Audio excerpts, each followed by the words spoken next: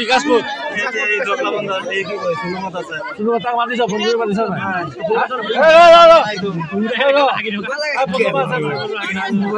নেপালীয়ে মই সিফালে গৈ আছো কলা নিলে তাৰপিছত সি জংঘলত সোমাই আছে মই ভয় খাই গ'লো কোন এইটো কৈছে বোলে হেৰি মই লেট্ৰিন কৰিছো মই বোলো কোন মই কৈছে মই চলুং মই বোলো হেৰি ইয়াতে বাঁহতলি দাঁতে লেট্ৰিন কৰিবলৈ পাইছা নেকি তাৰপিছত সি গ'লগৈ আমি দুটা ৰখিলোঁ ৰখি পেলাই বস্তাটো লৰালৰিকে সি ভৰাই পেলাই আহোঁতে আমি থাক মাৰি ধৰিলোঁ। কি বস্তু নিছিলে? এই কাৰেণ্টৰ বস্তু।